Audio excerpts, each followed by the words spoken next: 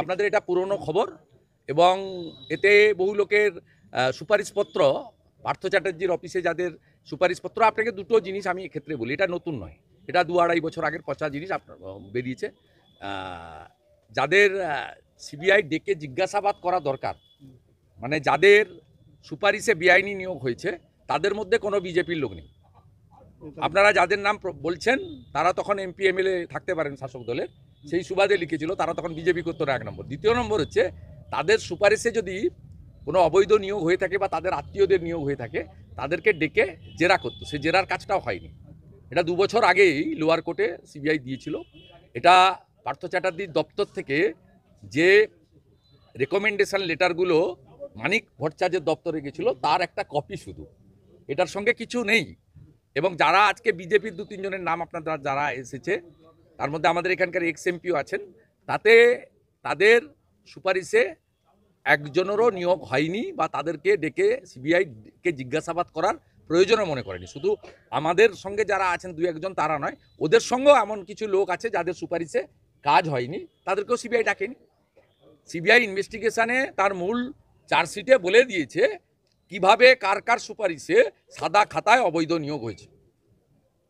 অতএব অবৈধ নিয়োগ যাদের হয়েছে, অর্থের বিনিময়ে যাদের নিয়োগ হয়েছে, ফাঁকা খাতা দিয়ে যাদের নিয়োগ হয়েছে, তাদের বিরুদ্ধে ব্যবস্থা নিক এবং যদি কোনো নেতা মন্ত্রী আধিকারিকের আত্মীয় চাকরি পেয়ে থাকে তার সুপারিশে তার বিরুদ্ধেও ব্যবস্থা নিক, সেটা আমরা চাই। কিন্তু সাথে সাথে এটাও চাই যোগ্য যারা, এই অযোগ্যদেরকে ব্যবস্থা নিতে গিয়ে যোগ্যরা যেন ক্ষতিগ্রস্ত না হয়। যেমন 26,000 যে এসএসসির চাকরি, তাতে 19,000-এরও বেশি যোগ্য আছে, 5,890 জন অযোগ্য। আমরা অযোগ্যদের চাকরি যাক এটা একদম চাই, 19,000 সামথিং যারা যোগ্য তাদের চাকরি যাতে না যায় এটাও আমরা চাই, খুব ক্লিয়ার। এবং রাজ্য সরকার অবৈধ লোকেদের বাঁচানোর জন্যই যোগ্য অযোগ্য বাছাই করা তালিকা সুপ্রিম কোর্টে দেয়নি। তাই এটা মধ্য দিয়ে এমন কিছু বিষয় নয়, এটা কমপ্লিটলি যা মেটেরিয়াল তারা সিজার লিস্টে পেয়েছিল তার অ্যানেক্সচার, নাথিং এলস। সিবিআই এটা 3 বছরের বেশি ইনভেস্টিগেশন করছে।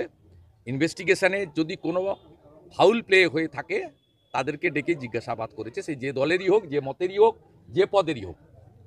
এমনকি আইএস মনীষ জৈনকেও ডেকেও জিজ্ঞাসাবাদ সিবিআই এক্ষেত্রে করেছে। অতএব এটা নিয়ে কোনো গোপনীয়তার বিষয় নয়, একদম ট্রান্সপারেন্ট স্বচ্ছ বিষয়।